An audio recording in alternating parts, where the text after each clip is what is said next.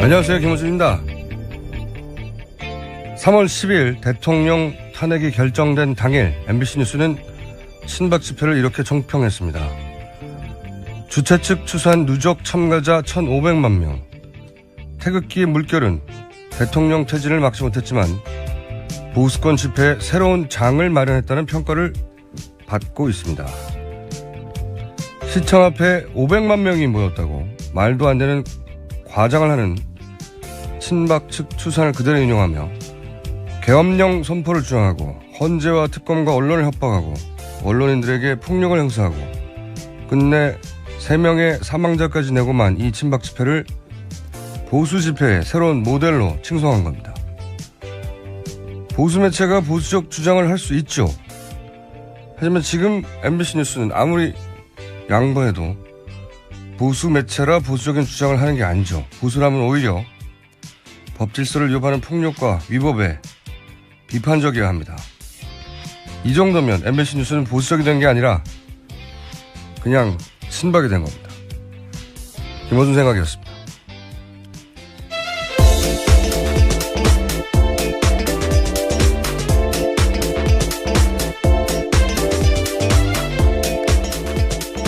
시사인의 김은지입니다. 네. 자, 또 뉴스를 한번 짚어가 볼까요? 어제는 저의 결정적 순간들 네. 해설만 있었고 어제 한 얘기 중에 빠뜨린 게 있어요. 결정적 순간, 결정적 숨어 있는 이 대목도 저는 작용한 것 같아요. 김기춘 전 비서실장이 블랙리스트라고 하는 사건으로 본인은 예상치도 못했을. 네, 그렇죠. 갑자기 구속됐지 않습니까? 김기춘 전 비서실장이 이 정보기관들을 장악하거나 통제하지 못하는 상황. 이것도 저는 대단히 큰 기여를 한 것 같아요. 네. 네, 이재용 부회장 영장 기각되고 바로 김기춘 실장의 영장이 나왔죠. 네. 생각해보면 하나하나가 굉장히 중요한 역할을 했는데 그중에서도 김기춘 전 비서실장의 부재. 예, 아주 되짚어 보면 중요한 역할을 했다. 눈에 띄는 뭔가가 없었지 않습니까 그때? 네. 제가 그걸 하나 빠뜨렸어요. 네. 자, 새로운 뉴스 뭐가 있습니까? 네, 어제 이정미 재판관의 헤어롤 이야기 한참 했었었는데요. 네. 헌재가 이 헤어롤을 보관하는 방안을 검토하고 있다라는 경향신문 보도입니다. 헌재 관계자가 네. 뉴스 공정을 듣고 있는 것으로 그렇게 보입니다. 강력히 저는 추정하는 바입니다. 물론 그런 생각을 하실 수 있죠. 네, 따로. 하지만 저는 그냥 우깁니다. 뉴스 공정을 듣고 그렇게 된 것이라. 그만한 상징성이 있죠. 헤어롤 자체야 흔한 거지만 사실 그 외국의 박물관 기념관 가보면 아무것도 아닌 물건들 많거든요. 역사적 의미를 부여하면 되는 거니까요. 그렇죠. 예. 너의 이름을 불러주기 전에는 있잖아요. 예, 김춘수 시인의 꽃이 되었네요. 아니 변기도 예술이 되는 거예요. 어떤 스토리의 의미를 부여하느냐에 따라서. 근데 헤어롤 자체는 아무것도 아니지만 그 전반적인 전체 과정, 뭐 그 사진이나 그 앞뒤에 세월호 7시간 때 머리 이야기라든지 그 앞뒤 사정을 전부 다 설명하고 우리는 다 기억하고 알고 있지만 한 50년, 100년 지나면 이 헤어롤이 왜 중요한지 모르진 그 자체로는 중요하지 않은데 사진이나 그 전후의 사정을 설명 듣고 보면 굉장히 재밌는 기록할 만한 남길 만한 물건이라고 봅니다. 네. 네.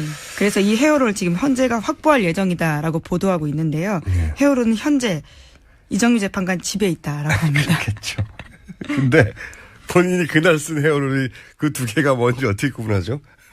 따로 챙겨놨을 수도 있을 것 같습니다. 그렇기 때문에 네. 구분이 안 되기 때문에 저는 모두 그 집에 있는 모든 헤어롤을 수거하여서 이 중에 두 개다라고 주장해야 된다고 봅니다. 자, 다음 뉴스는요. 네, 친박계 의원들이 자택 비서진을 꾸렸다라는 내용인데요. 역할을 배분해서 친박계 핵심 의원들이 박 전 대통령을 중심으로 빠르게 결집하고 있다라는 겁니다. 총괄에는 서청원 최경환 의원, 정무에는 윤상현 조원진 의원, 법률에는 김진태 의원, 공보에는 민경욱 의원 등입니다. 삼성동계가 이제 부화하는 거죠. 예, 뒤늦게, 예. 아래에서 깨어나는 건. 원래 이제 동교동계, 상도동계, 이런 식으로 김영삼, 김대중 전 대통령 계보 라인들을 표현을 했었는데, 근데 차이가 있다면 이제 그분들은 민주화 운동을 하는 과정에서 자연스럽게 리더로 부상하고 그러면서 이제 대통령 만들기 위한 그런 계보가 된 건데, 여기서 이제 대통령 끝나고 본인들이 살려고 모이기 시작한 거죠. 다 죽을까봐. 삼성동계가 탄생한다, 부흥하고 있다. 오래 가지는 않을 거라고 봅니다, 저는 개인적으로. 자, 다음 뉴스는요. 네, 이 중 한 명인 조원진 의원이요. 어제 박 전 대통령 자택을 찾았습니다. 1시간 동안 있다 나왔는데요. 조 의원은 박 전 대통령을 만난 다음에 이렇게 전했습니다. 조금 몸이 안 좋은 것 같다면서요. 다리 발목을 다쳤다라고 근황을 전했고요. 또 보일러가 거의 작동이 안 돼서 거실이 추운 것 같다면서 조금 힘들어한다. 이렇게 이야기를 한 겁니다. 저는 이 뉴스를 보자마자 무슨 생각을 했냐면, 이 대통령, 전 대통령 소환, 수사, 이런 얘기 계속 나오지 않습니까? 검찰도 나름의 스케줄을 가지고 있겠죠. 이분이 아프실 것 같아요. 네, 검찰도 그 전에. 이 대목을 네. 주목하고 있다고 합니다. 네. 아프다라는 부분요. 그 전에, 뭐랄까요? 이런 거는 전문용어로 약을 친다고 하죠, 미리. 아프실 것 같아요, 예. 그 전에. 네, 이미 거동이 힘들다라는 취지의 이야기를 한 겁니다. 다리와 발목을 다쳤다라는 거거든요. 다리와 발목 정도가 아니라 몸이 안 좋은 것 같다는 표현 있잖아요. 네. 저는 어쨌든 병원에 가시지 않을까. 조만간. 예. 그리고 이제 거실이 추운 것 같다 뭐 이런 얘기도 하는데, 그거 뭐 전기 난로가 많거든요. 예. 골로도 있고, 예. 온수 매트 핫팩도 있고요. 예. 그냥 옷 입어도 되고요. 그리고 요즘 에어컨은 냉난방도 되고요. 이게 이제 별일이 아닌데 이렇게 굳이 얘기하는 걸 보면 그런 복선이 시작된 게 아닌가 싶습니다. 네. 그게 이제 발목을 삐셨다는 것도 이제 사저로 오는 과정에서 그랬다는 거잖아요. 네, 청와대에 나서기 전에 직원들과 인사하다가 다쳤다 이렇게 밝히고 있거든요. 글쎄요. 여하간 이 뉴스는 저는 소환에 응할 수가 없다. 네. 그 스케줄 따라. 왜냐하면 아플 예정이기 때문에. 예언과 같은 뉴스가 아닌가. 예. 약을 듬뿍 치기 시작하셨습니다. 어떻게 아프실 것 같으세요? 한번 예상해 볼까요? 저 다리에 다쳤다라는 부분이 아니죠. 아닌가요? 이거는 네. 다리는 이제 뭐 차 타고 가면 되잖아요. 제가 최근에 다쳐서 그런지 괜히 이 부분에 꽂힙니다. 네. 아, 그건 아닌 것 같고. 예. 조사를 받을 수 없는 정도로 네, 아프실 예정이거든요. 제가 보기에는 그럴 거라고 봅니다. 네. 예언 한번 해놓고 대략 한 500원 걸어놓습니다. 아프실 예정이다 조만간. 네. 자, 다음 순요. 네, 관련해서요. 최순실 씨가 미르재단이 설립될 무렵, 그러니까 2015년 10월 정도에요. 박 전 대통령의 자택 내 가구 등 이런 것들을 박 전 대통령도 모르게 모두 처분했다라는 한국일보 아침 보도입니다. 최순실 씨가 대통령 자택에서 이런 집기들을 다 빼냈는데 이런 것들을 장시호 씨에게 전해주기 위해서였는데, 장시호 씨는 당시에 제주도에 살고 있었고 서울에 임시 거처가 있었거든요. 그래서 거기다가 박 전 대통령 집에 있는 물건들을 보내줬다라는 겁니다. 몇 가지를 읽을 수 있는 뉴스네요. 우선 어차피 그 집도 임선희 씨, 최순실 씨의 모친 임선희 씨가 장만해 줬다는 것이 특검의 수사 결과잖아요. 그렇죠. 예. 집을 사줬는데 그러면 그 안에 집기들은 다 박 전 대통령이 본인이 직접 샀겠습니까?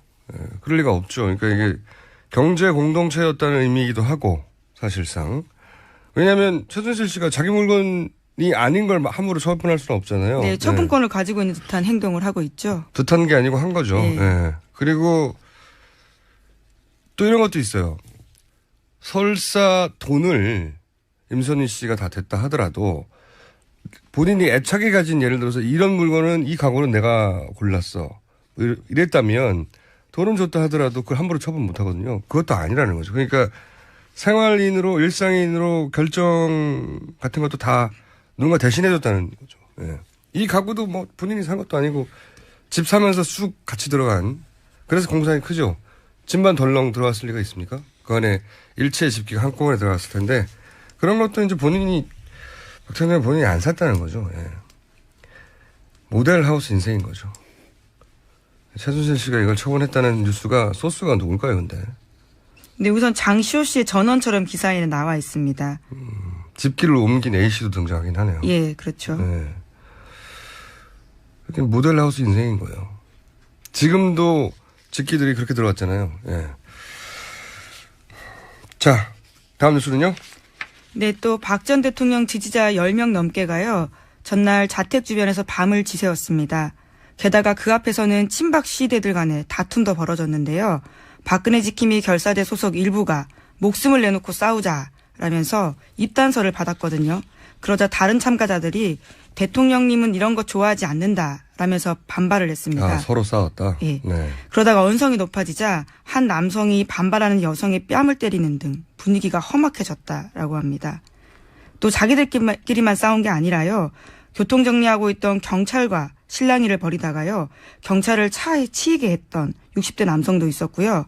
또 게다가 취재진과 경찰을 동시에 때려서 남성 2명이 현행범으로 체포됐습니다. 그리고 또 거기가 바로 동네거든요. 좁은 집들 굉장히 많습니다. 삼성동이어서요. 그런데 동네 주민들이 시끄럽다 이렇게 항의를 하자요. 시끄러우면 이사 가라 라고 소리치면서요. 충돌이 벌어지기도 했다고 합니다. 그분들은 지금 이사를 오신 거예요. 여기 친박 분들은 본인이 그걸로 이사 온 거 마찬가지군요. 이게 사실 박근혜 전 대통령 측에서 집 주변이 너무 시끄럽고 수면에 방해가 되고 주민들에게 방해가 된다라고 한마디만 하면 경찰이 다 물리칩니다. 당연히. 이런 일들이 계속 벌어지고 있다는 건 박 전 대통령 측이 그 집회를 사실상 원하는 거예요.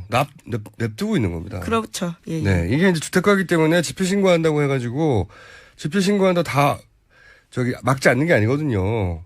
네, 생활평온이라는 이유로요. 집 주변에는 사실 막는 경우가 많습니다. 그래서 제가 하수라는 겁니다. 이런 뉴스 나올수록 이 친박 진영이 아무런 도움이 안 되는 정도를 넘어서 사람들을 짜증나게 하는 거거든요. 모두를. 이거는 보수 진영의 충분히 박근혜 대통령에 대한 동정심을 가질 만한 층마저 고개를 돌리게 만드는 거예요. 이렇게 하수인지 모르겠어요. 정말 극의 극으로만 자신의 포션을 줄이고 있다라는 거죠. 박근혜 전 대통령이 한 5년 있다가 파면되면 5년간 못 나오니까 재출마도 하지 않을까 싶어요. 저는 이 정도의 멘탈리티면 그럴 수도 있겠다 싶습니다. 네, 정말 대단해요. 어떻게 이렇게 하수일까요? 네. 한편으로는 감사하기도 해요. 만약에 박근혜 전 대통령이 가지고 있는 고유의 이미지가 있잖아요. 우리 박근혜 너무 불쌍해. 동정심과 연민을 자극하는 이 프레임으로 방식.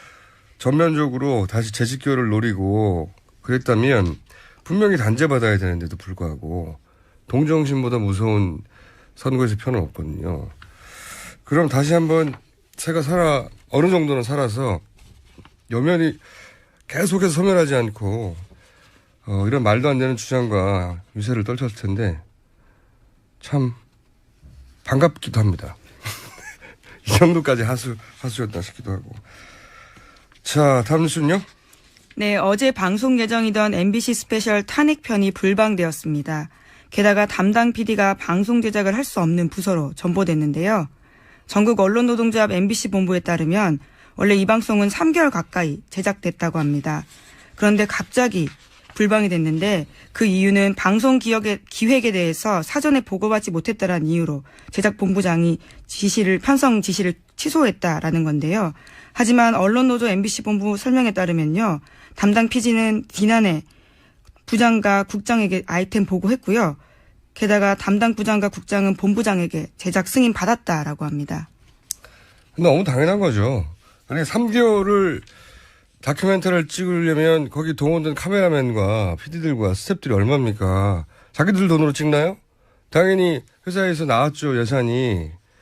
근데 갑자기 방송 기획을 보고받지 못해서 취소했다. 이거는 이제 앞에 주어가 빠진 거죠. 청와대가 받지 못했다. 네. 아니 탄핵편을 왜 만들어? 그랬겠죠 나중에. 그걸 누군가가. 네. 말이 안 되는 해명이죠. MBC는 큰일 났어요, 근데. 자, MBC 한번 특집 해야 될 것 같아요. 큰일 난 것 같아요. 뉴스를 보다 보면 제가 가끔씩 일본어 뉴스를 챙겨보거든요. 동영상으로. 오, 놀라워요. MBC 뉴스의 과거의 애청자로서 우와 탄성을 지르게 하는 뉴스들이 많이 나옵니다. 네. 저희 취재 기자들도 친박 집회 취재 많이 가거든요. 네. 거기서 웬만한 기자들 다 맞거나 쫓겨나거나 박대받습니다. 네. 심지어 조중동과 같은 보수 언론도요. 네. 그런데 유일하게요. MBC에 대해서만 애국 언론이라고 하면서요. 그분들이 자리를 내준다고 보수 합니다. 매체가 아니에요. 이제 네. MBC는 친박 매체라고 현장에서도 인증받고 있고 네. 실제 뉴스 내용도 듣다 보면 우와 하는 소리가 나와요. 네, 그분들 표현으로는 애국 매체라고 합니다. 이거 화가 난다거나 왜 쟤들 왜 저래 이게 아니고 우와 막 일어서서 박수 칠 때도 있습니다. 저는. 그래 기왕 가는 거 그 정도까지 해야지 이런 박수를 칠 때도 있어요. 자 다음 뉴스는요. 네, 화이트리스트 관련된 뉴스입니다. 특검이 박찬호 전무 등 정경련 관계자로부터요. 허현준 청와대 행정관이 A4 용지에 지원해야 할 단체 이름과 금액을 써와서 으름장 놓듯이 지원을 요구했다라는 진술을 확보했다는 한겨레 신문 보도인데요. 네, 단체 이름. 예. 어버이연합 엄마부대 그런 데겠죠. 그렇죠. 그런 구구단체입니다. 네. 구체적으로 요구한 사항들이 나온 거죠 또. 네. 이건 뭐 특수본에서 이제 수사하겠죠. 네. 어버이연합 엄마부대 분들이 왜 그렇게 열심히 저희 사무실 앞에도 많이 오셨거든요, 이분들이. 네. 하지만 공장장 얼굴을 알아보지 못한다라는. 아니, 그래서 한번 얘기 들었잖아요. 저하고 왜 오셨냐고 토론하고 그랬다고 막. 김호준 나쁜 놈이라고 막. 제가 설득될 뻔 했다고 그랬잖아요. 자, 다음 순요. 네, 어제 최순실 씨 형사재판에 김종 전 차관이 증인으로 나왔습니다. 김종 전 차관은 여기 나와서요. 2015년 박근혜 전 대통령 지시로 박상진 삼성전자 사장을 만났고 그 이후부터는 박 사장이 2, 3개월에 한 번씩 자신에게 정유라 씨에 대한 지원 사항을 설명했다라고 증언했습니다. 그러니까 삼성 사장이 김종 전 차관에게 정유라 씨에 대한 지원 사항을 주기적으로 보고했다는 거잖아요. 그렇죠. 이렇게 하고 있다고. 삼성전자 사장이 왜 개인 정유라 지원을 문체부 차관에게 주기적으로 설명을 했겠어요. 대한민국 선수들을 이렇게 지원하고 있다. 이것도 아니고 선수들 몇 명인데요. 오로지 정유라 개인에 대한 지원 사항을 보고했다는 거잖아요. 예.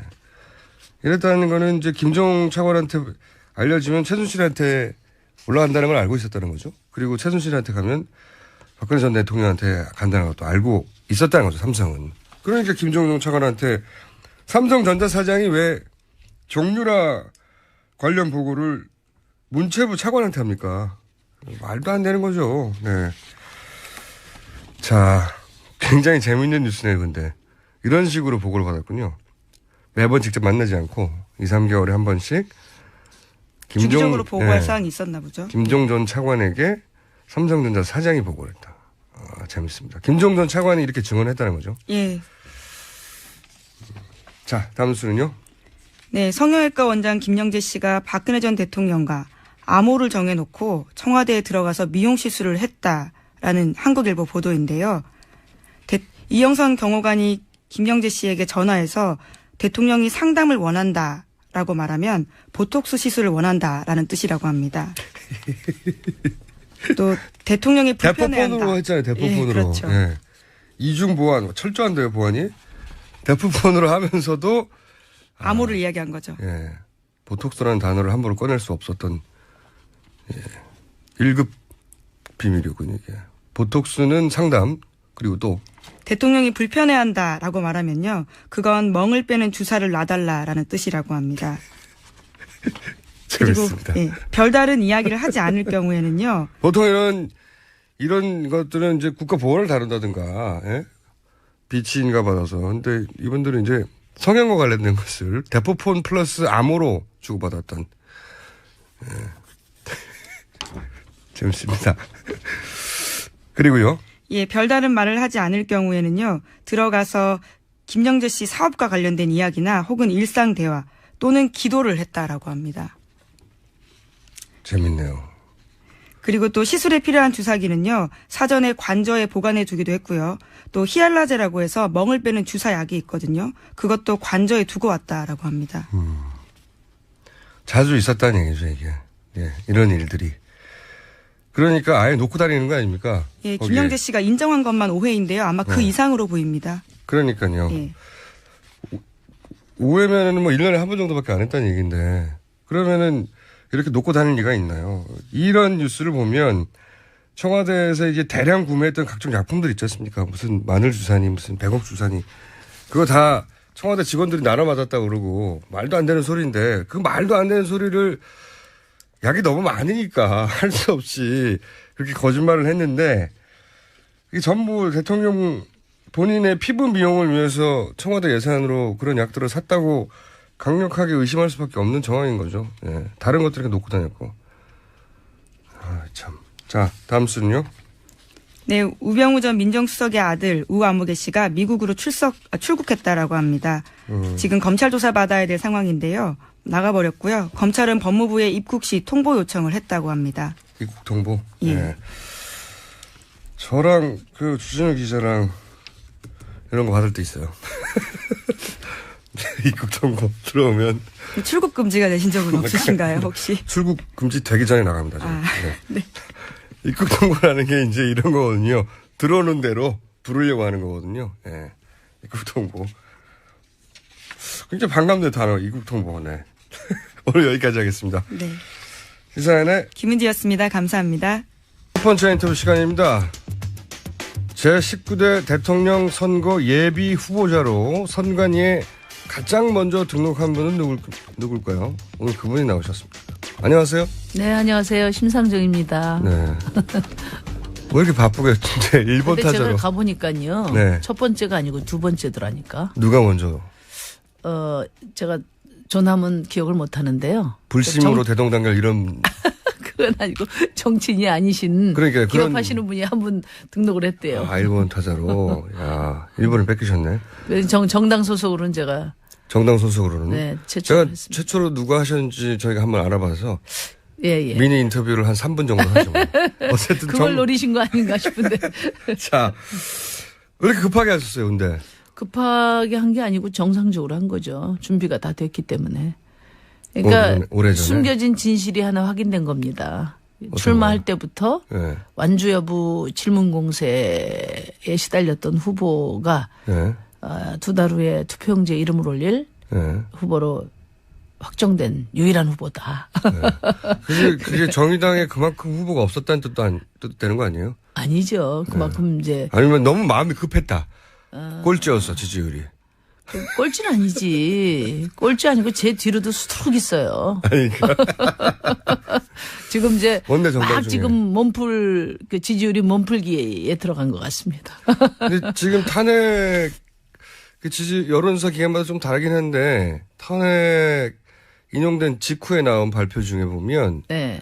정당 지지율이 3위에 오른 것도 있어요. 네, 8.6까지 갔었죠. 네. 네. 근데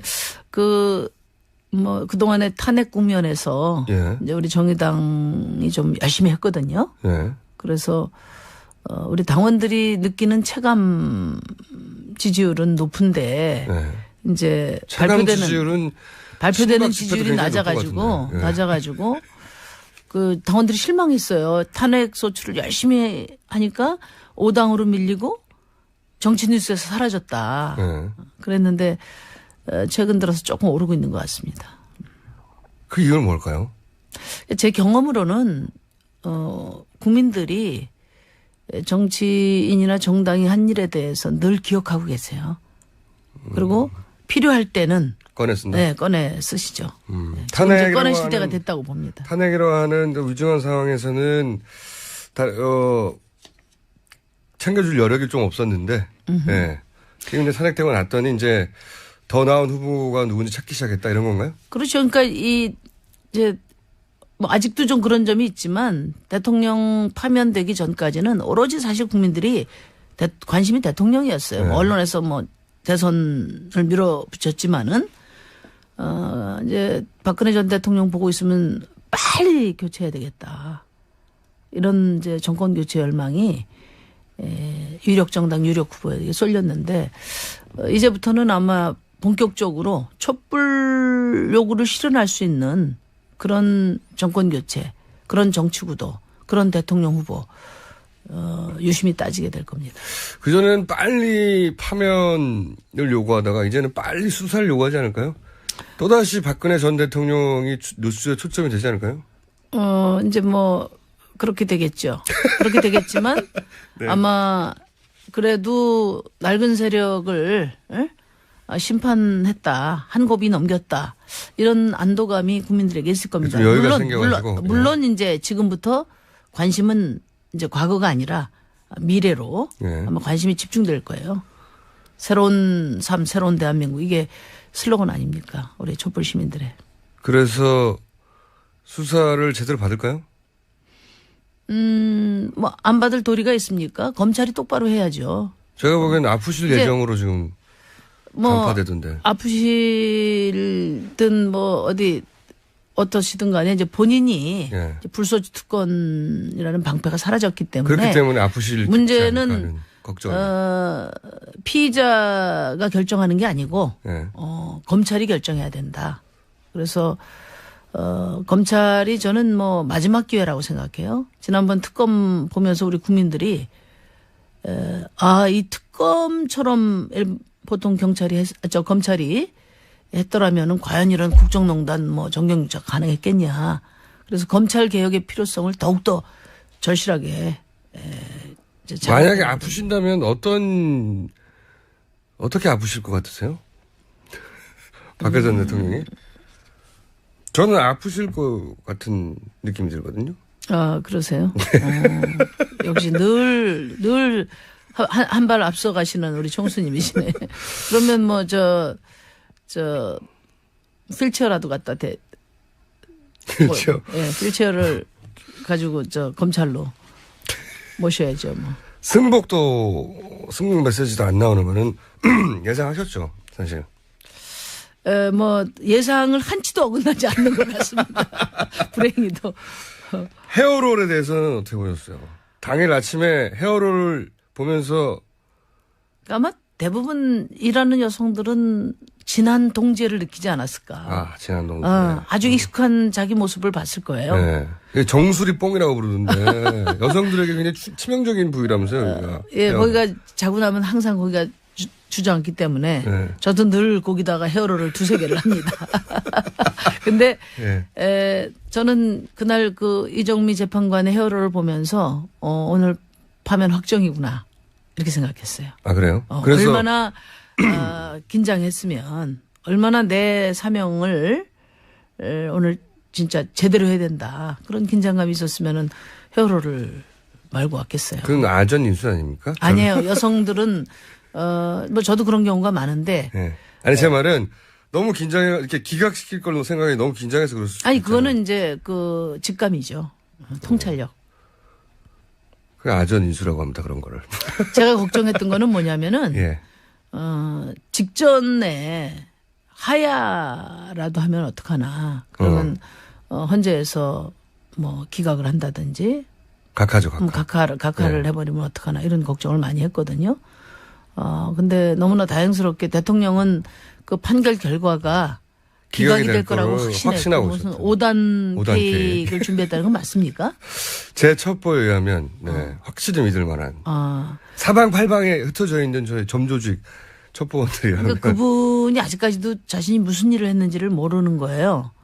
모르는 거죠. 그래서 국민들도 고통받고 본인도 참 어려운 신세가 됐지만은 그래서 민주주의에는 전화위복의 계기가 되지 않았나. 참 다행스럽게 생각합니다. 그러면 그 결정문 이렇게 읽어 내려갈 때 떨리지 않으셨어요?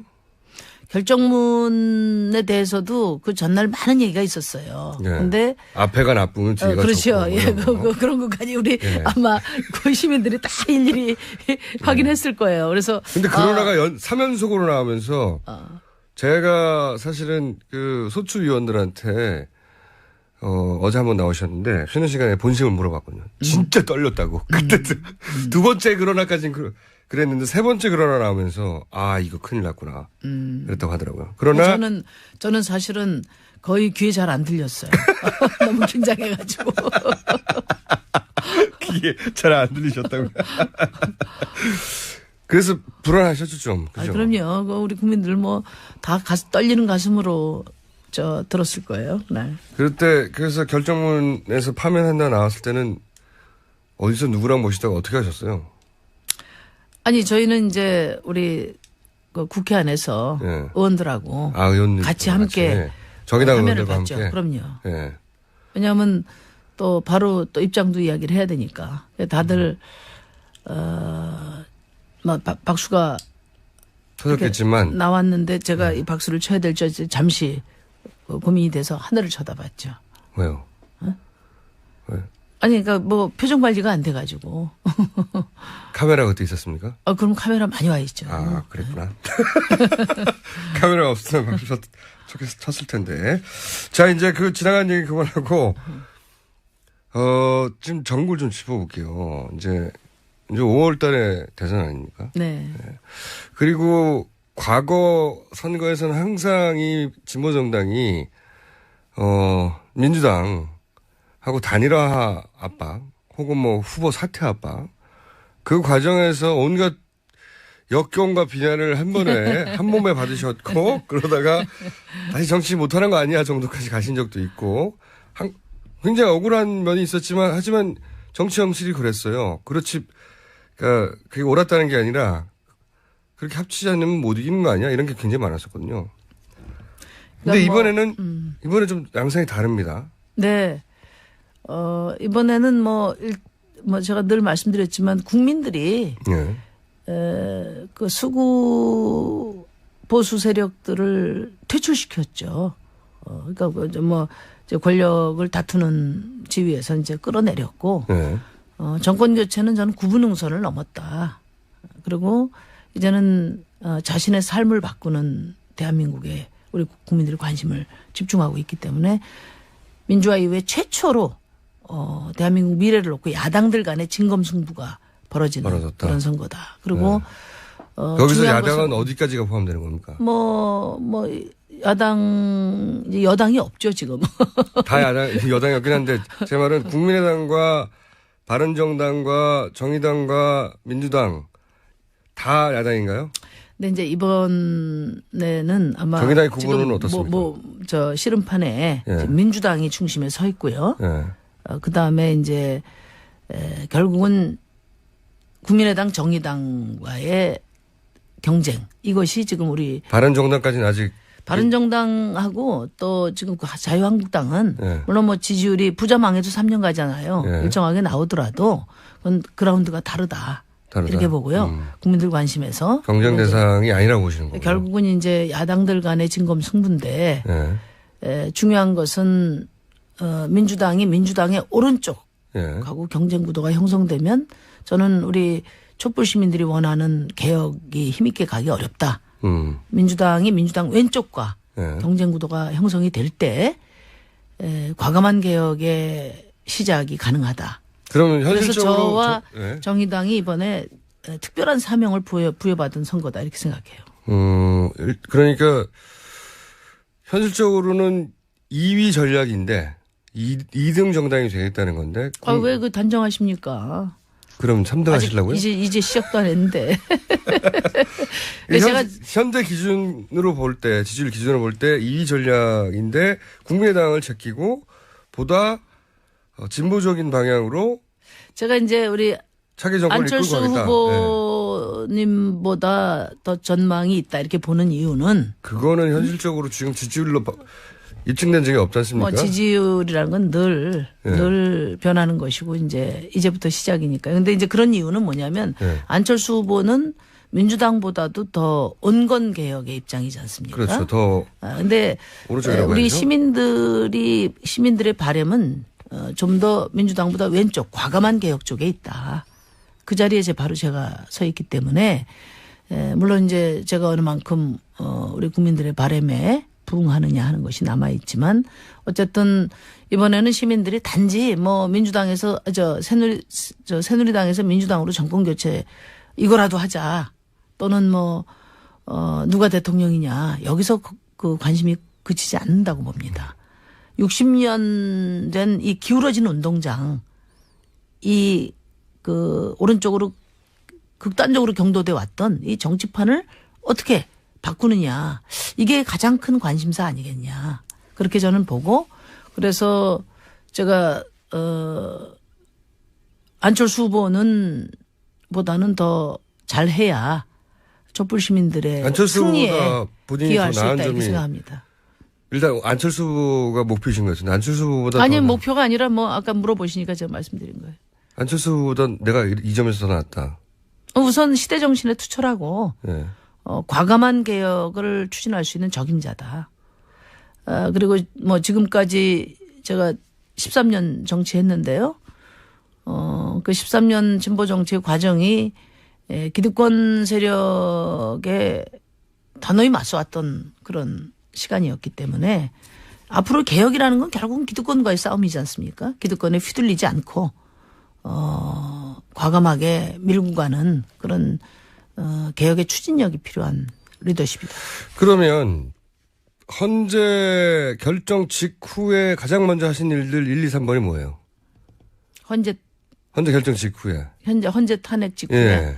우선 촛불 시민혁명을 계승해서 예. 국민 주권, 예. 인간 존중, 그러니까 제 말은 노동의 가치를 하는 예. 민주공화국 선언을 했죠. 제 말은 그 말로 한 거 말고 실제로 행보가 첫 행보들이 어떤 거였습니까? 예를 들면 뭐 문재인 전 대표는 팽목항에 간다든가 각자 본인이 생각하는 가장 중요한 아젠다를 예, 저희는 이제 토요일 날 그러니까 토요일 이틀 동안 우리 당의 각 지역위원장, 지역위원회 운영의 대의원까지 전부 모아서 워크숍을 했습니다. 촛불 시민 항쟁을 어떻게 개성할 것인가. 이번 대선에 어떻게 임할 것인가. 우리 태세를 먼저 좀 확고히 하고요. 그리고 이제 그런 우리 당적 결의를 바탕으로 해서 이제 제가 어제 그 예비 후보 등록을 하고 세월호 합동 세월호하고 한상균 민주노총 위원장을 이제 면회 갔었죠. 그 의미는 뭡니까? 우리는 우선 저는 어떻게 읽어야 됩니까? 박근혜 탄핵과 세월호는 뗄 수 없다. 그러니까 맞습니다. 박근혜 대통령의 비극은 예. 2014년 4월 16일부터 시작됐다. 저도 그렇게 생각합니다. 물론 뭐 절대로 최순실과의 관계가 베이스지만 절대로 숨길 수 없는 그 철저한 무능을 숨기려다가 또 달아날 수 없는 책임을 달아나려고 하다가 계속 또 사태를 어그러뜨렸죠. 그렇죠. 그래가지고 세월호 때문에 예. 블랙리스트라는 것도 등장했고. 그렇죠. 그때 블랙리스트도 등장했고요. 그래서 제가 이제 박근혜 전 대통령이 내려갔기 때문에 이제 세월호를 끌어올려야 된다.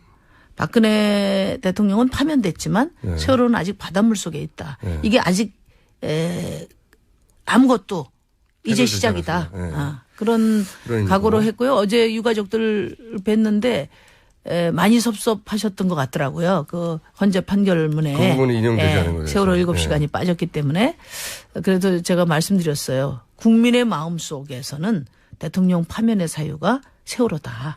저도 그렇게 생각합니다. 사실은. 이게 나라가 아니거든요.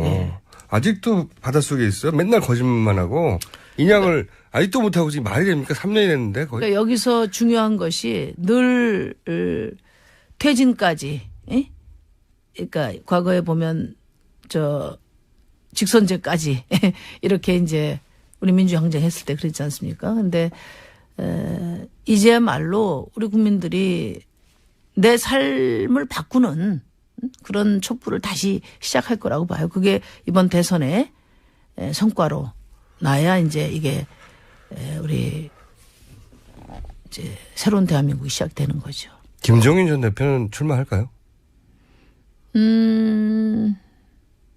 뭐 지금 하시려고 탈당하신 거 아닙니까? 김종인 전 대표는 왜 나오시는 걸까요? 본인 지지율이 그렇게 나오지 않을 거라는 거를 모르지는 않으실 것 같은데.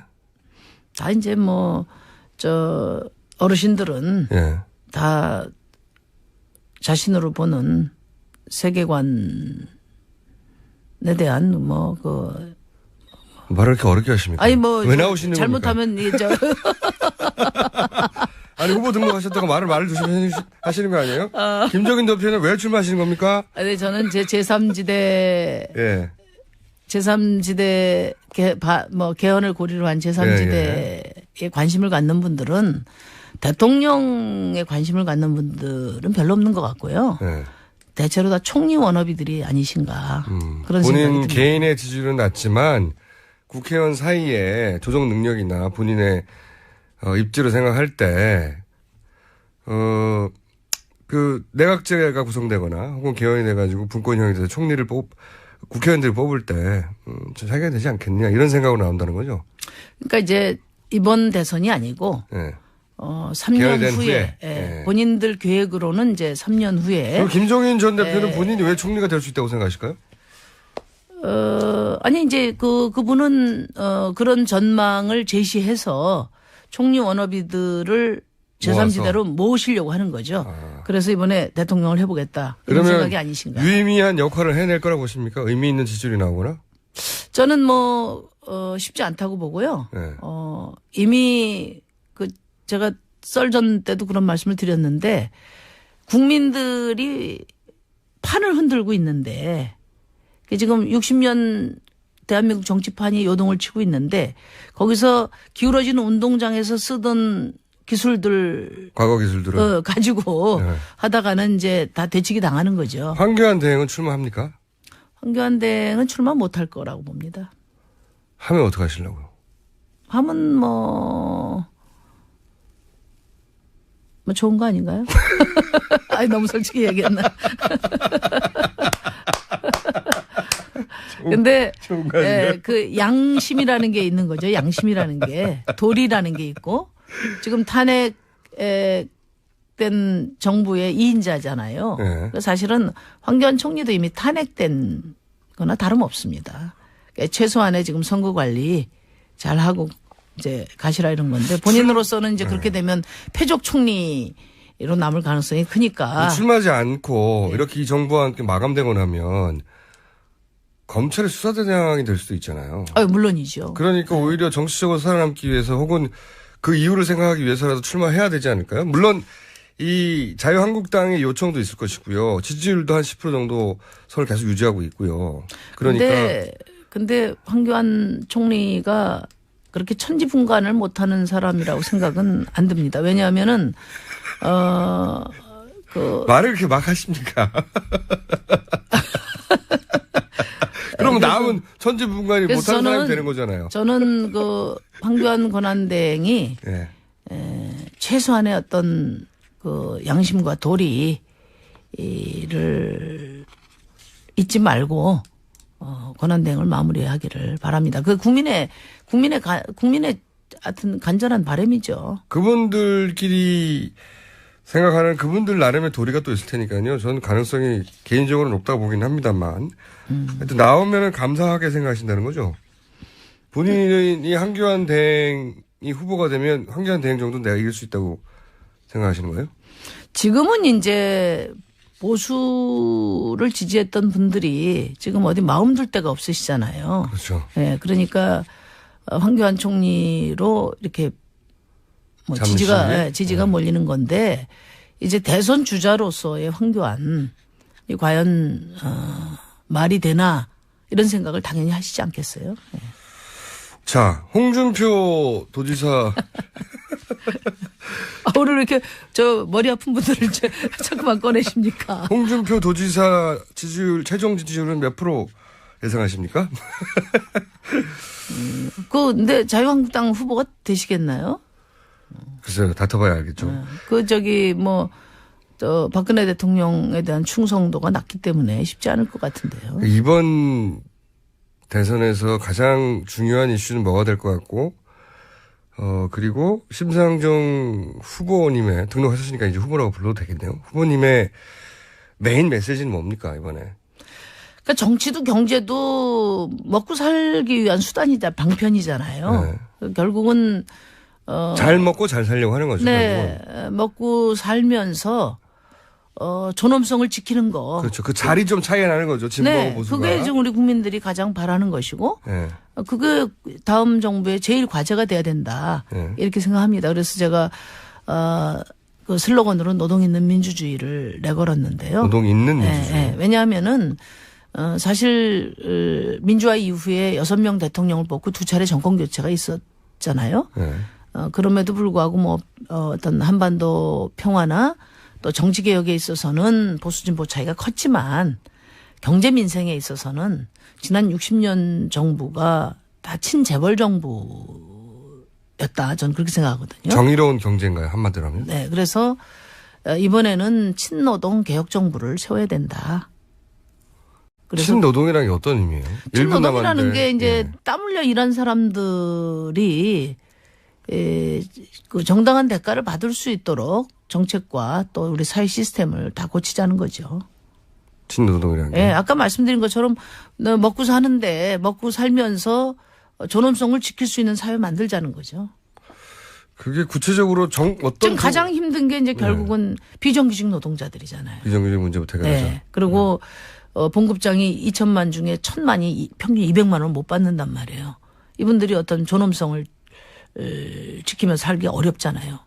그리고 예를 들면 지금 자영업자도 560만인데 제가 우리 당에서 나온 통계를 보니까 그 매출이 200만 원이 안 되는 분이 30%가 되거든요. 1,000만 중에. 네, 거의 560만 중에 560만 거의 사시기 힘들어요. 그다음에 뭐 벼농사 지어봐야 지금 농업소득이 월 94만 원이니까 진짜 열심히 일하는 노동자나 뭐 자영업자나 농민들이나 이런 분들은 지금 인간의 존엄성을 지금 유지할 수 없는 사회다 이렇게 볼 수 있어요. 대표님. 네. 그래서 그 문제 시간이 다 됐어요. 네네. 시간이 벌써요? 다 됐는데, 예. 어머나.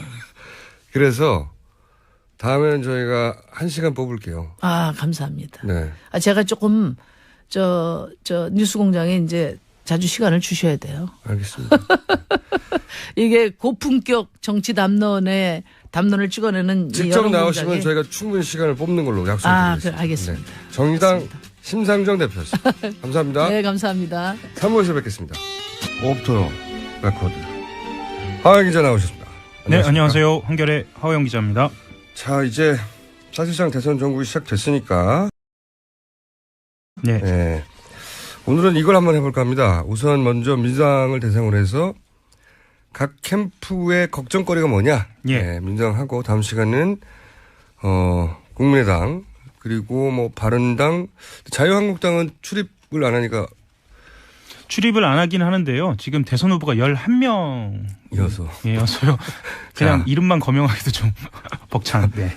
정당들 걱정거리, 캠프의 걱정거리를 짚어볼 텐데 오늘은 이제 민주당 먼저 문재인 캠프 지금 현재 걱정거리가 뭡니까?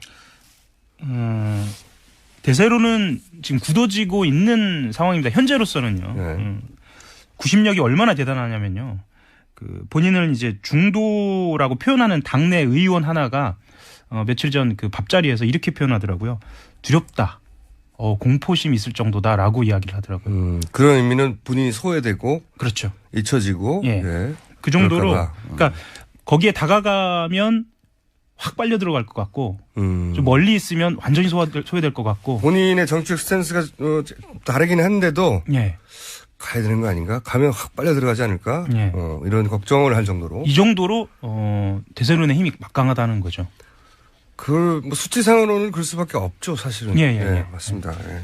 그리고 특히나 이제 박근혜 전 대통령이 불복을 하고 있는 상황이기 때문에 그 구심력, 그러니까 빨아들이는 힘이라는 게 더 대단한 거죠. 박근혜 전 대통령이 야당의 선거를 더 주고 있어요. 그렇죠. 정치공학적으로 봤을 때는 예. 왜 그런지 모르겠어요. 반대편에 힘을 실어주고 있는 그런. 본인만 생각하다 보니까 그렇게 된 거거든요. 그렇죠. 오로지 본인만. 예. 자기 세력들만 생각하다 보니까 전체 선거 구도에서 야권을 도와주고 있다. 예. 거의. 상황이 이렇다 보니까 좀 답이 뻔할 수는 있겠는데 문재인 전 대표 자신 그리고 캠프 그 자체에 실수만 없으면 이대로 60이 지나는 거 아니냐. 자살골을 넣지 말자는 예. 게 강하다. 예. 예. 그러다 보니까 각종 선거 국면에 항상 구설이 있거든요. 그렇죠. 언제나. 예. 구설에 대한 반응 정도도 다른 캠프보다 훨씬 즉각적이고 또 강한 것 같아요. 그렇죠. 왜냐하면 기자들이 더 섬세하게 들여다보기 시작했어요. 원래 뭐 1등 후보는 보수 후보가 됐건 진보 후보가 됐건 항상 공격을 제일 많이 받는 건 당연하니까요. 예. 그리고 지금 모든 캠프를 통틀어서 캠프의 시스템을 들여다보는 곳은 그곳 한 곳밖에 없어요.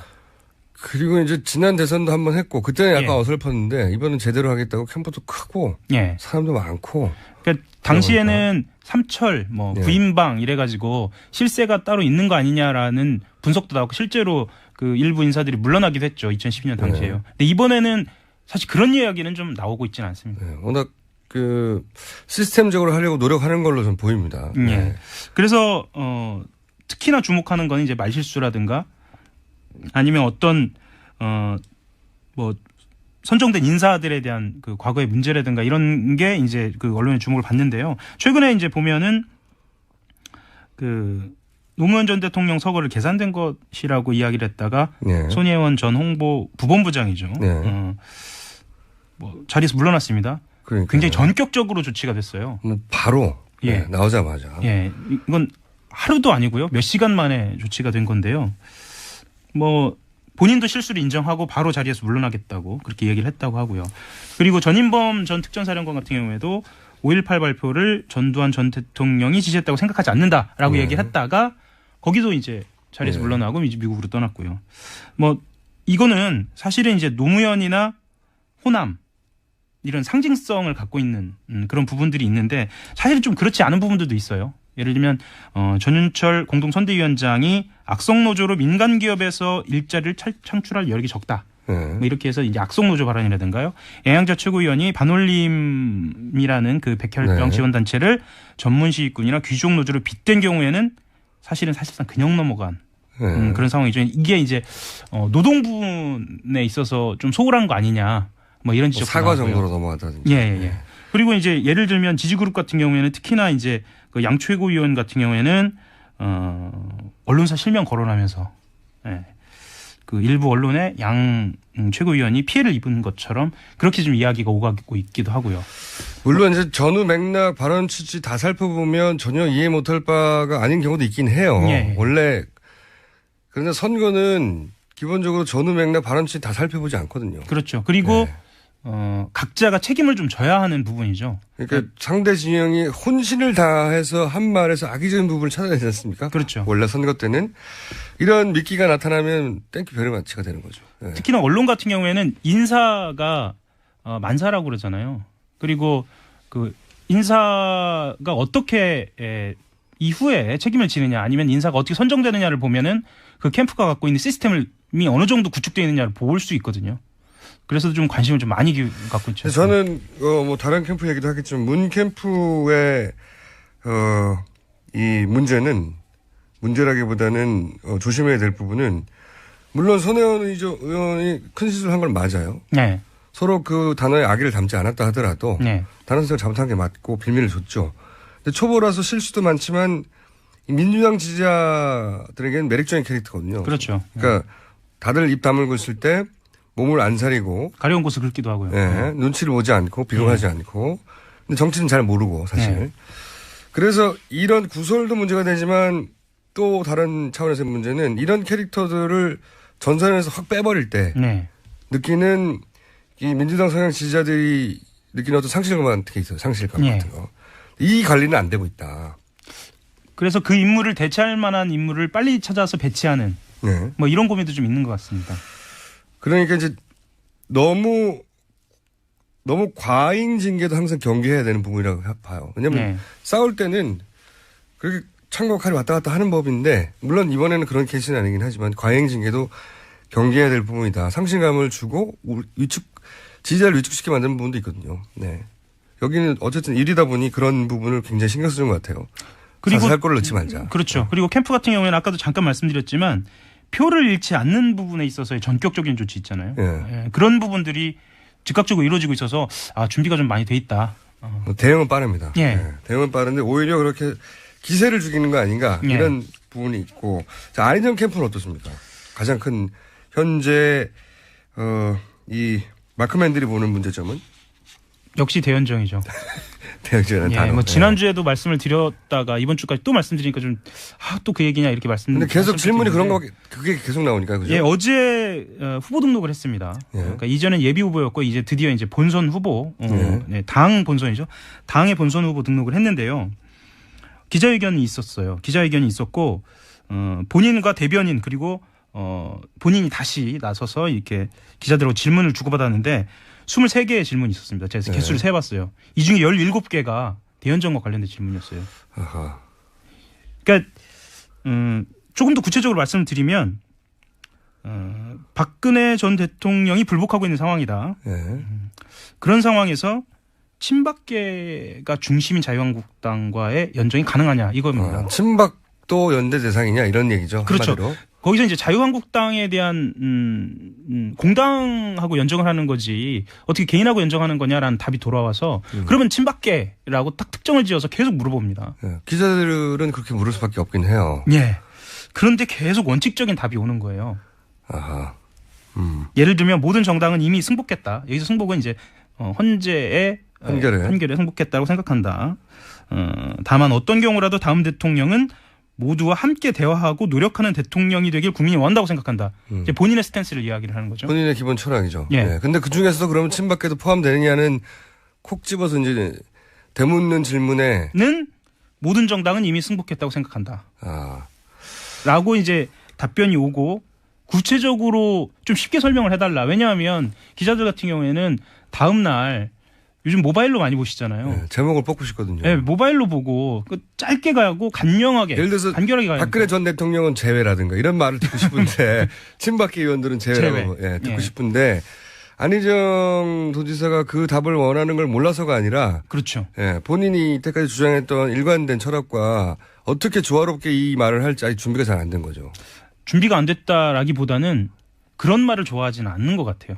결론적으로는 예를 들면 배제한다든가. 예, 그런 말을 좋아하지 않고 또 이렇게 그 쉬운 말 이런 말보다 개념어를 좀 좋아하는 성향이 있는 것 같아요. 이건 좀 고쳐야 할 것 같습니다. 그건 어차피 그분 제가 고쳐야 한다는 표현은 제가 정정하겠습니다. 제가 네. 뭐 후보한테 고친다는 표현 틀린 것 같고요. 예. 그분이 스타일이 그런 데는 어떻게 해요? 예, 그분의 스타일이라는 겁니다. 그것이 예. 그 시대에 맞으면 그게 먹히는 거고요. 네. 지금 현재 시대에 잘 안 맞으면 계속 이런 질문을 받겠죠. 그러니까 기자단의 분위기는 이렇습니다. 그러니까 이 후보가 정말로 말이 안 통하고 말이 안 될 것 같다면 질문을 안 하거든요. 그러니까 이게 분기점에 와 있는 거예요. 이 대답이 해결이 되면 뭔가 그 다음 단계로 넘어갈 것 같다는 질문의 어떤 의미가 있기 때문에 기자들은 계속 물어보는 겁니다. 그건 뭐 기자들로서는 묻지 않을 수가 없고 네. 그리고 안희정 도지사는 본인의 철학에 베이스한 네. 어떤 이게 전략이 아니다. 이 네. 시점에. 원래 이런 말을 예전부터 했었어요. 그렇죠. 예. 철학에 베이스한 답변이기 때문에 그 답변을 기존에 유지했던 스탠스하고 다르게 할 수가 없는 거죠. 예. 근데 여기서 디테일하게 들어가서 그럼 친박계는 어떻게 하냐는 부분에 대해서는 답을 해야 되는데. 그래서 준비가 돼야 결국은 되는데. 예. 결국은 또 이렇게 이야기는 했습니다. 이게 마지막 답, 그러니까 질문하고 답이었어요. 17번 중에 마지막. 네, 마지막. 예. 계속 비슷한 질문을 여기저기서 하니까. 예. 공론의 대상이 될 수 없다. 이런 식으로 얘기를 한 거죠. 이게 무슨 말인지 몰라가지고. 그러니까 대연정 대상이 될 수 없다는 거냐라고 얘기하니까 당연하죠. 이렇게 얘기한 거예요. 그러니까 결국에 이렇게 쉽게 얘기할 수 있는데도 그렇군요. 예, 그렇습니다. 예, 예. 기자들이 17번을 걱정거리입니다. 예, 예. 질문해서. 예. 근데 캠프 내에서는 이런 화법이나 이런 스탠스가 앞으로 이제 본격적인 그 경선과 대선 국면, 특히 민주당 내 경선 국면에서 민주당 지지자를 설득할 수 있을까 걱정하는 거죠. 일단 그 후보 주변에서는 간명하게 가자라는 건 분명하게 얘기하고 있습니다. 하지만 후보한테 맡기자. 이건 정면 돌파하자. 후보가 예. 후보 스타일이 그런데 그건 바꿀 수가 없어요. 그렇죠. 예. 예. 철학도 그렇고. 예. 하여튼 그게 캠프의 걱정거리다. 네. 이 질문이 20몇 개 중에 17개니까요. 예. 계속 걱정거리가 되겠네요. 그리고 한 가지만 더 말씀을 드리면 지금 지지율이 쭉 빠지다가요. 예. 약간 반등하기 시작했거든요. 이게 박근혜 대통령 탄핵의 결정은 안희정 캠프의 호재예요. 그렇죠. 왜냐하면은 네. 보수 지지자들이 마음 줄 곳이 없는데 안희정 도지사가 그 보기에는 가장 유연하고 네. 그리고 보수 진영에도 굉장히 호의적으로 보이고 그래서 이제 표가 이쪽으로 갈 가능성이 높습니다. 보수 지지자 중 일부가. 그렇죠. 예. 네. 근데 그게 경선에서는 도움이 안 된다는 딜레마가 있는 거죠. 네, 그렇습니다. 그런 딜레마가 있는 거고. 예. 그건 이제 걱정이겠죠. 이재명 캠프의 걱정은 뭡니까? 뭐 아이러니한지 잘 모르겠는데 문재인 캠프의 걱정거리가 좀 비슷해요. 그러니까 후보 자신의 걱정거리예요. 왜냐하면 본인이 지금 10% 그러니까 10%대의 지지율을 갖고 있거든요. 그러니까 그것하고 조금 안 될 때도 있고 그걸 넘을 때도 있고요. 근데 이것에 대한 대우를 받고 있지 못해요. 이건 객관적인 상황이에요. 그러니까 10% 후보에 걸맞는 언론의 주목이나 걸맞는 당의 지원이나 또는 지지그룹이나 뭐 세력, 세력이나 소위 말해서 국회의원들 캠프에 어느 정도 참여한다든가. 그러니까 본인이 10% 지지를 유지하는 후보에 걸맞는 대우를 못 받는다. 그렇죠. 한마디로 이건 피해의식인데 일종의. 제가 피해의식이라고 얘기를 해도 되는지 잘 모르겠는데. 현실 인식이기도 하고 그게 현실이기도 하고 그 현실로부터 피해를 받는다고 생각하니까 피해의식이 맞죠. 그렇죠. 그런 의미의 피해의식은 맞죠. 그게 제 말은 그게 근거 없는 피해의식이라는 게 아니라 피해를 받고 있다고 실제로 느끼고 있는 거고 어느 정도 객관적인 사실과 부합하는 얘기죠. 그러니까 따져보면 이재명 시장 같은 경우에는 흔히 이야기하는 친노나 친문 출신도 아니고요. 그리고 호남에 적을 두고 있지도 않고 김대중 대통령과의 인연도 뭐 그다지 뭐 이런 상황이어서 본인 스스로가 이 당 안에서 없다고 생각해요. 그렇죠. 근데 이게 억울할 부분이기도 하거니와 또 동시에 어떤 부분이냐면 이번 선거는 구도가 만든 선거거든요. 그러니까 민주당 내 후보가 3명이 올라올 수가 3명이 다 대선에 출마할 수가 없으니까 셋 중에 누가 경선을 이기느냐의 구도 속에서 10%가 아니라 수치가 아니라 그렇게 갈 수밖에 없다. 이게 어쩔 수 없는 면이 있어요. 이게 본인이 소위 새가 없으니 나를 무시하는 거 아닌가라는 이런 쪽으로 연결되기 시작하면 그러면 사람들이 그걸 느낍니다. 지지자들이. 그렇죠. 유권자들이. 본능적으로 느끼죠. 뭐 어떻게 느끼냐면 이분이 지금 피해의식 때문에 너무 초조해하는구나 이런 걸 느끼게 되는 거거든요. 그게 훨씬 더 치명적이에요.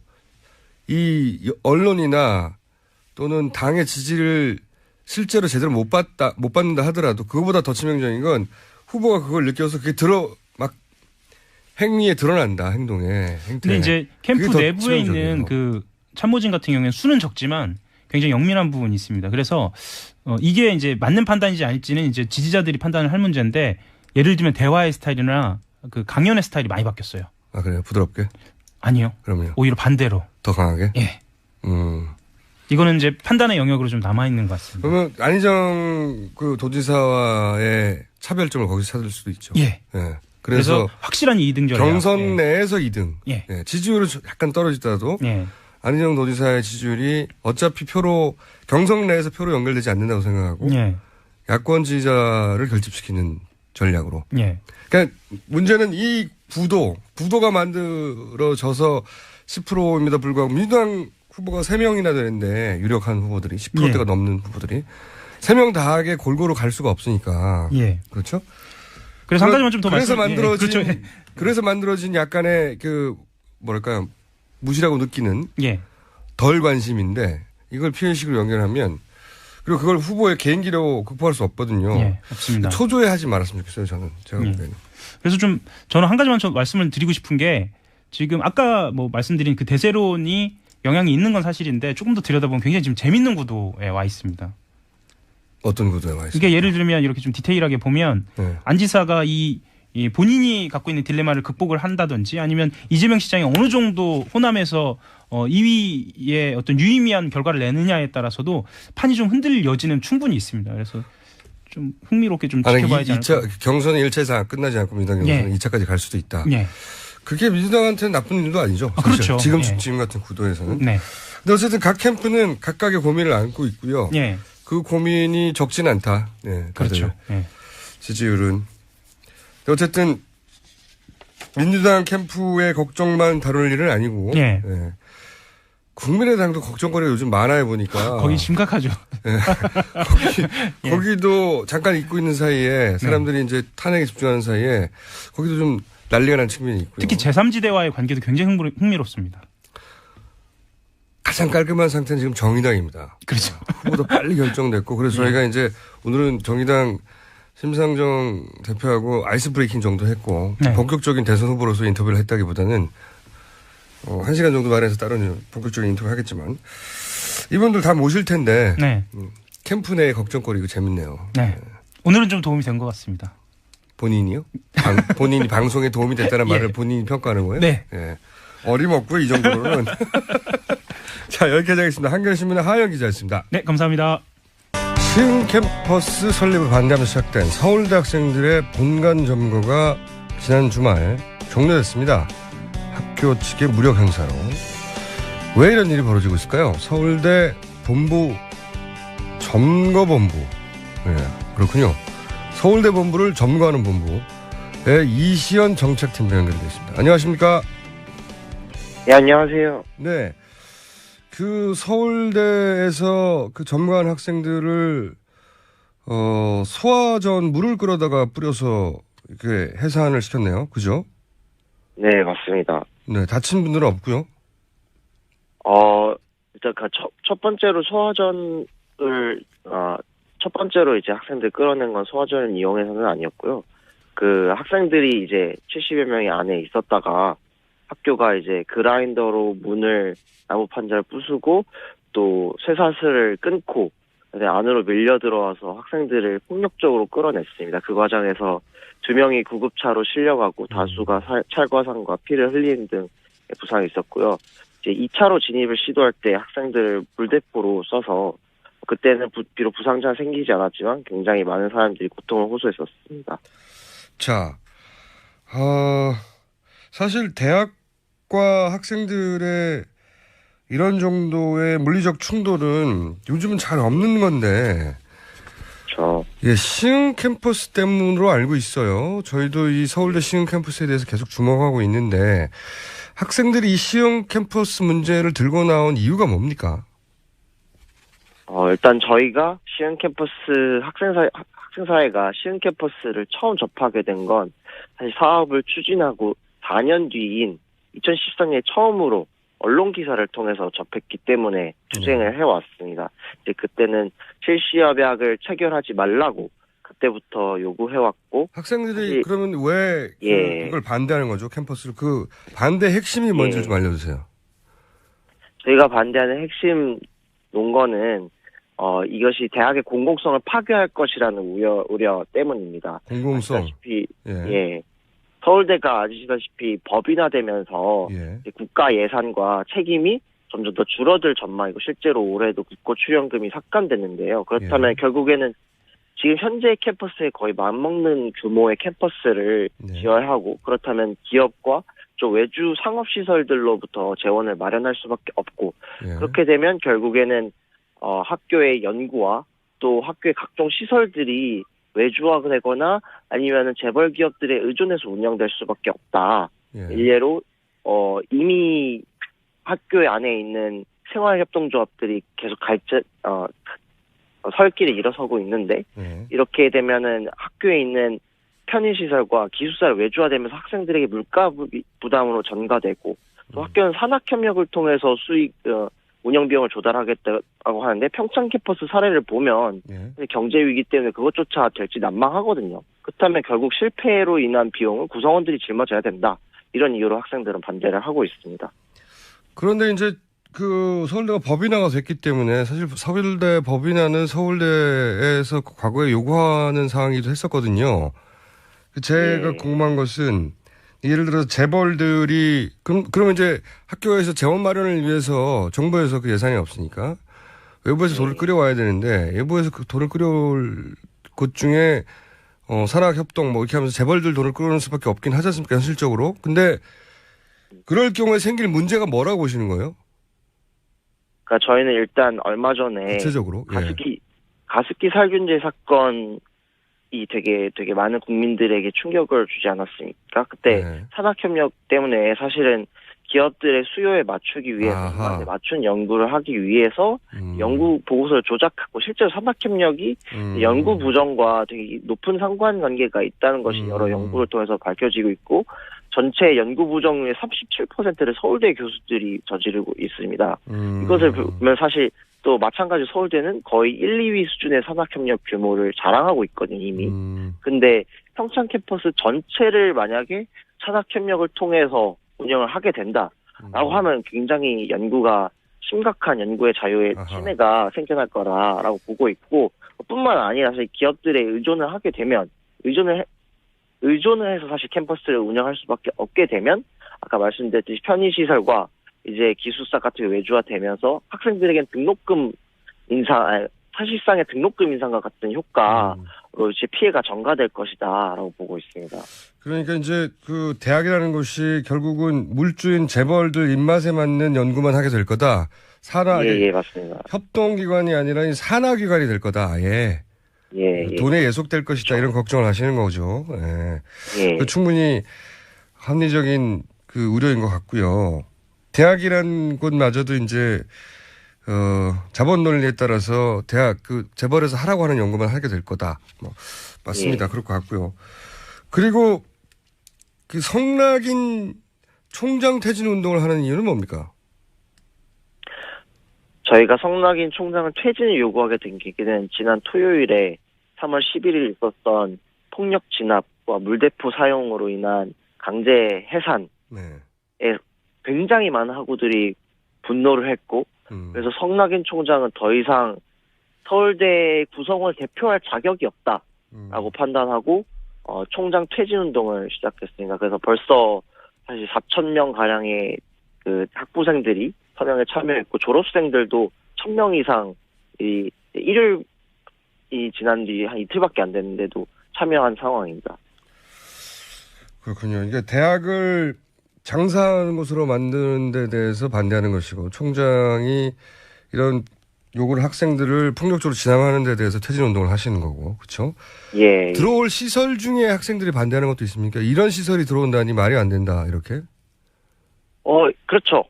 시흥 캠퍼스 사실 어떤 게 들어올지 학교는 한 번도 구체적인 계획을 안 밝혔었는데, 저희가 본부를 점거하고 나서야 발견한 문건에 의하면 네. 호텔, 그리고 대학에 호텔을 지어요? 노인을 위한. 잠깐만요. 예, 맞습니다. 대학에 예. 호텔을 지어요? 그러니까 학생들이나 맞습니다. 학부모나 교수들을 위한 게 아니라 그냥 일반 호텔이에요? 예, 그렇죠. 이제 막 학교에서 누구 유명 인사를 초빙해 오거나 네. 뭐 할 때 그 사람들 투숙시키기 위한 용도로 사실 호텔을 그런 목적을 내세워서 예. 호텔이 있고요. 또요?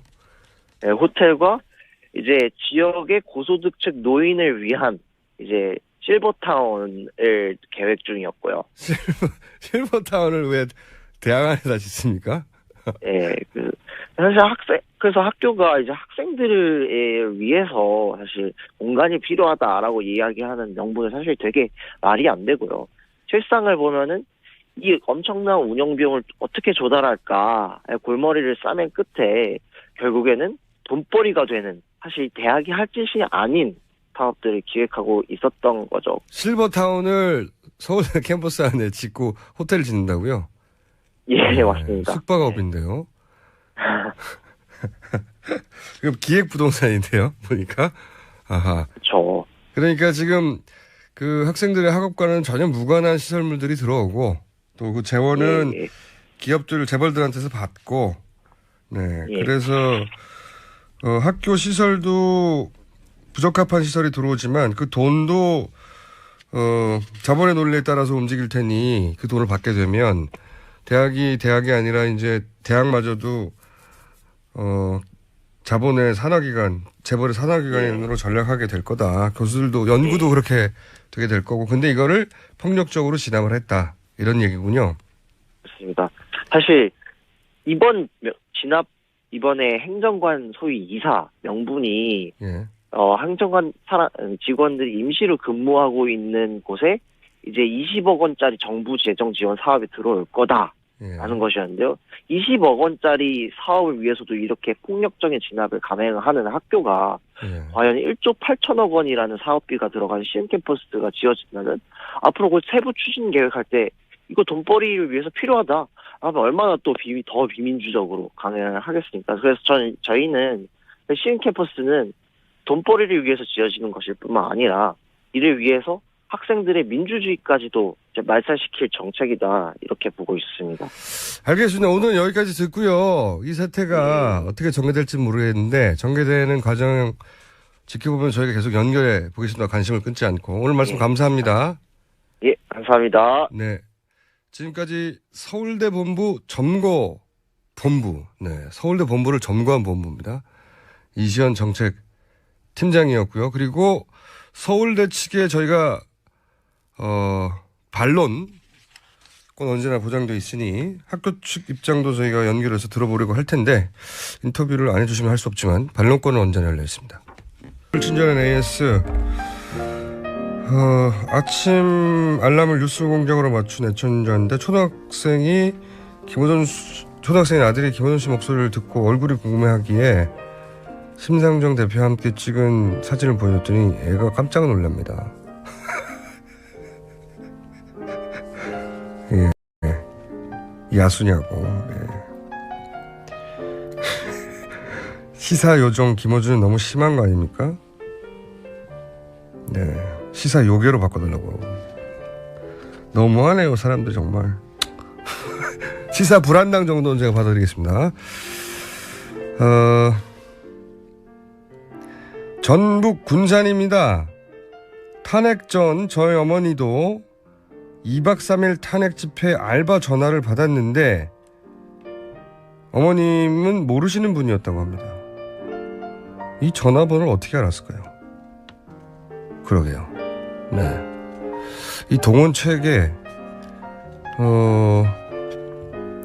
수사로 밝혀낼 일인 것 같습니다, 사실. 자, 여기까지 하고요. 예. 뉴스공장은 왜 문자 번호를 안 알려주나요? 예. 알아서 해주십시오, 그냥. 여기까지 하겠습니다.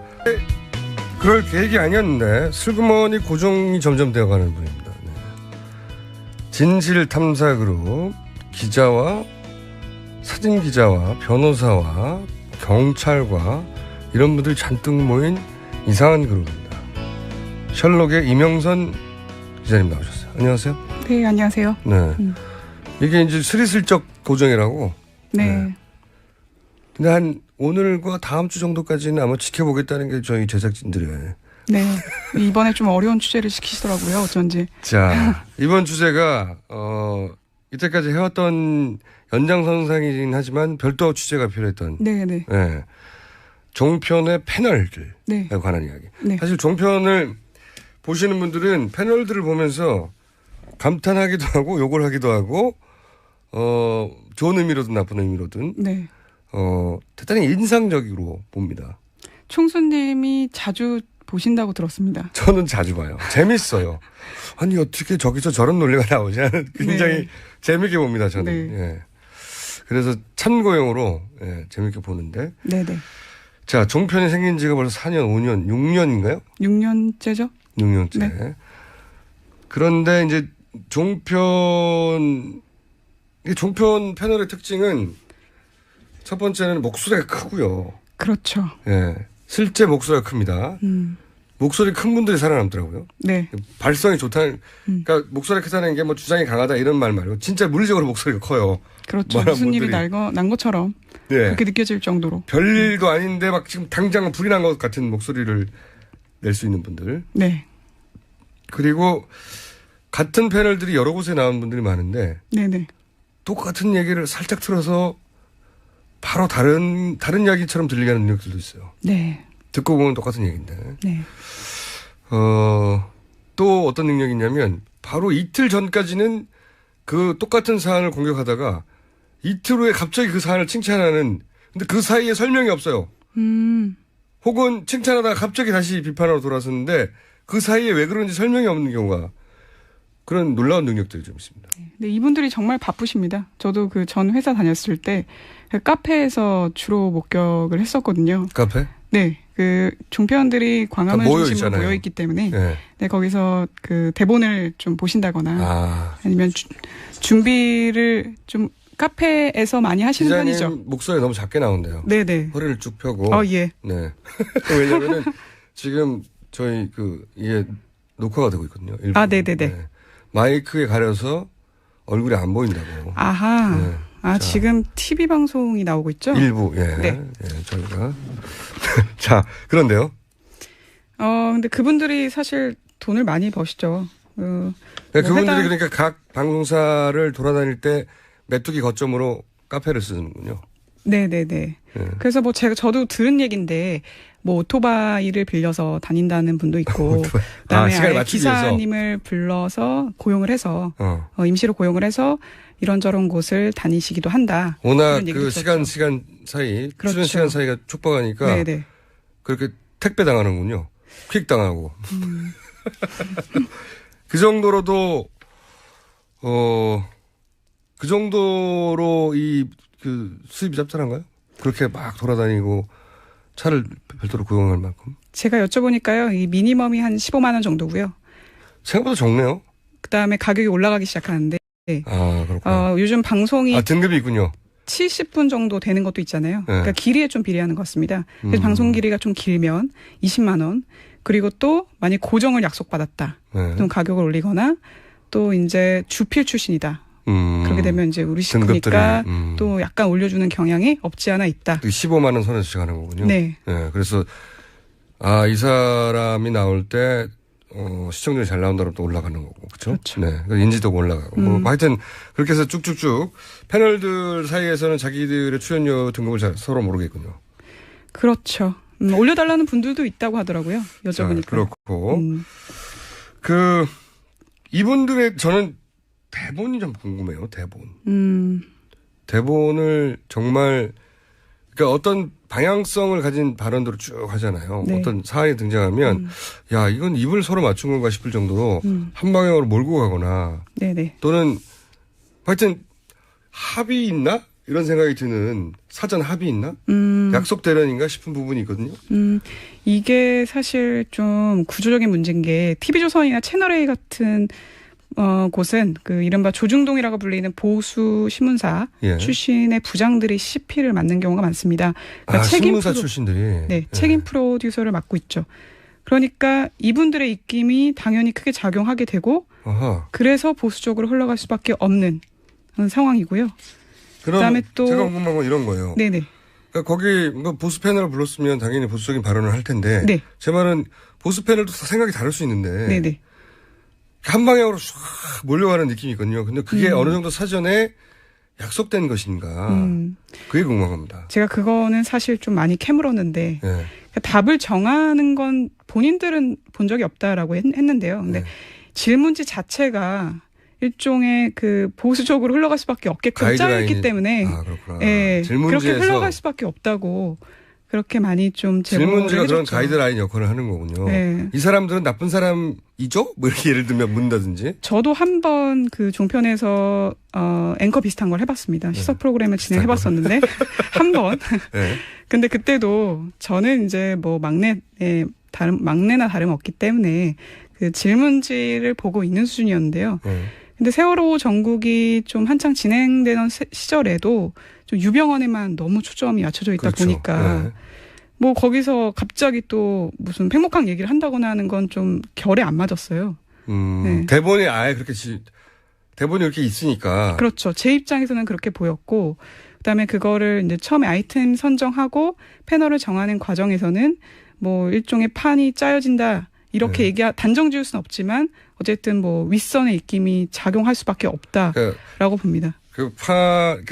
인적 구성을 할 때도 보수적인 패널을 구성하지만 그 패널들과 함께 토크를 진행할 때 질문지 자체가 그 패널로부터 요구하는 답변이 애초에 본인들이 원하는 게 담겨 있기 때문에 그 안에 거기를 벗어나는 답을 하지 않으니까 다 같이 몰려가는 분위기다. 그리고 이제 방송국이 내게 이런 걸 요구하는 거라는 걸 바로 캐치하겠죠.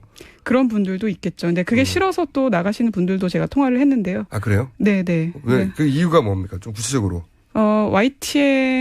자기는 YTN을 위주로 나간다 이렇게 얘기를 하시더라고요. 근데 그 이유가 종편에서 원하는 그 패널이 목소리 크고 약간 너무 비논리적이라도 분명한 노선으로 얘기하게 바라는데 그렇죠. 사실 자기 입장에서는 그렇게 얘기할 수 없다. 이제 데이터를 근거로 팩트를 근거로 얘기를 해야 되는데 그러다 보니 자기를 안 좋아하더라. 그래서 그럴 바에 이제 안 나가는 게 자기 좋겠다라고 생각하셨다고 하더라고요. 종편에서는 약간 근거가 미약해도 강하게 얘기하기를 원하고 분명하게 얘기를 원하는데 본인처럼 이렇게 데이터로 설명하고 이러면 싫어하더라.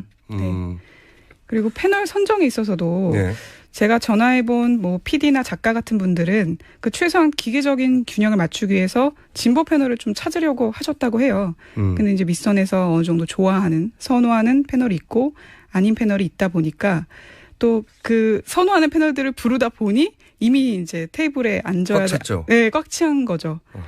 아, 네. 이 패널을 예를 들어 CP나 그 윗선에서 좋아한다. 네네. 저 사람 나오는 걸. 근데 그런 사람만 안 치고 보니 더 이상 자리가 없어서 그렇죠. 그런 경우도 있고. 그 TV조선 같은 경우에는 뭐 이렇게 표현했는데요. 사공이 많아서 차고에 많아서. 네, 그 윗분들의 말들을 한 번씩 그러니까 듣다 보면 자기네 자율권이 많이 없었다. 뭐 이렇게까지 얘기했습니다. 그리고 제가 또 이 종편 방송의 특징이라고 생각하는 건 뭐냐면 근거를 제시하지 않아요. 많은 경우에. 예를 들어서 이제 제가 컷 하나 들어보겠습니다. 아, 네. 10일 토요일에 3차 촛불 집회에서 보면 대부분 자발적으로 참여했던 사람들에는 죄송합니다 보수가 더 많습니다. 근거가 있나요? 있죠. 네, 보수 세력이 더 많이 참가했다는? 예. 아, 있어요? 어떤 겁니까? 제 눈입니다. 저 그날 여러 차례 걸쳐서 가서 네. 다녀보면 알아요. 알겠습니다. 그리고 이거는 황태승 평론가님 개인 의견이라는 점 일단 좀 밝혀주세요. 그것이 정의당. 네, 황태순 정치평론가의 이제 물론 항상 그렇다는 건 아니에요. 그렇죠. 문제 발언들이 있다는 건데요. 네. 지금 들으신 내용은 그 작년 11월 15일 네. 그 MBN 뉴스 특보에서 나온 황태순 정치평론가의 발언이었고 네. 그 이제 태극기 소위 태극기 집회라고 이제 부르기 시작한 저는 친박 집회라고 부르는데 네네. 친박 집회가 시작될 즈음이었는데 맞아요. 그 초반부터 이미 친박 집회 시대가 훨씬 더 많다는 주장을 이분이 하기 시작하셨어요. 근데 너무 이제 너무 말이 안 되니까 그 근거가 근거가 뭐냐 했더니 내가 보니까 그 제작진도 문제가 될 만한 걸 알았는지 네. 이 발언이 나가고 나서 영상 밑에 출연자의 주관적인 의견이며 본 내용은 MBN과 관련이 없습니다. 고소고발 당할까 봐 그런 거예요. 네, 이렇게 자막을 내보내긴 했는데 네. 뭐 이미 방송은 나갔죠. 이런 식의 주장들이 꽤 많이 나오는 편이에요. 네네. 보통 일반 방송에서는 내가 눈으로 보니까라는 근거를 대면서 이런 주장을 하기 굉장히 어렵거든요. 네. 말도 안 되는 소리를 하지 말라고 나오지 못합니다. 퇴출당하죠. 퇴출당하는데 종편이 이런 걸 좋아하는 편이죠. 네. 그죠? 그리고 저는 또 한 가지 이제 느낀 문제는 뭐냐면 예를 들어서 어디 연구소, 네. 뭐 어디 센터 네. 들어보면 이분은 객관적으로 뭔가를 연구하는 분이구나, 학자구나, 혹은 뭐 중립적이구나 라고 느껴질 만한 타이틀명이 많아요. 나온 분들이. 근데 그 전직을 보면 뭐 새누리당 뭐였다든가. 네, 맞습니다. 그런 분들이 엄청 많이 나옵니다. 특정 정당하고 관계 있는 분들이 사실상 많죠. 근데 그게 객관적인 사실인 양 가장해서 나오기 때문에 문제가 되는 거고, 좀 그냥 뭐 새누리당 출신이라면 하면 될 텐데. 네네. 그거는 빼고 어디 연구소장 이런 식으로 나오니까요, 보통은. 그렇죠. 네. 네. 그런 것도 많죠. 네, 많습니다. 또 무슨 문제가 있습니까? 저 시간이 다 됐는데. 아이템 선정에 있어서 좀 재밌는 얘기를 들었었는데, 네. 탄 종평사에서는 작가에게 윗선에서 작가에게 이런 말을 했답니다. 대통령의 인천시장실 변기 교체 일환은 하지 마라. 뭐 청와대 주사 아줌마 얘기는 다루지 마라. 뭐 이렇게 아주 강력하게 얘기한 건 아니지만 아이템 제한을 하는군요. 그렇죠. 네. 그러다 보니까 이 얘기를 사실상 제대로 다루질 못했다고 하더라고요. 이 작가는. 네. 그리고 또 비박 인사들을 위주로 불렀던 프로그램이 있었는데 거기서도 아니 좀 공평하게 다뤄라. 네. 그러면서 이제 좀 여기서 푸시를 공평하다는 건 했다는 거죠. 친박 의원들이 나와야 된다는 얘기죠. 네. 네. 친박의 의견을 좀 많이 비중을 늘려라. 많이 늘려라. 이런 얘기를 했다고 하더라고요. 그러니까 그런 구체적인 지시도 있고 혹은 그것이 이제 대본으로 담겨서 가이드라인을 제시해서 그리고 그걸 잘 수행하지 않으면 사실은 밥벌이가 떨어지는 수도 있으니. 네. 그렇게 해서 패널들이 한 방향으로 가고 그래서 지금 우리가 알고 있는 종편의 분위기나 발언들이 만들어지는 것이다. 네. 기본적인 구조는 그런 거네요. 여기까지 하고 좀 더 해보죠. 네네. 네. 이 문제는 오늘은 아니고 앞으로 종편 문제를 어떻게 그러면 이걸 해결할 것인지 좀 더 다뤄보겠습니다. KBS, MBC 문제도 좀 다뤄볼 것 같고. 많은 제보 부탁드립니다. 자, MBC 문제 다음 주에 한번 해볼까 합니다. 지금까지 진실탐사그룹 셜록의 이명선 기자였습니다. 감사합니다. 감사합니다. 저는 김어준이었습니다. 내일 뵙겠습니다. 안녕.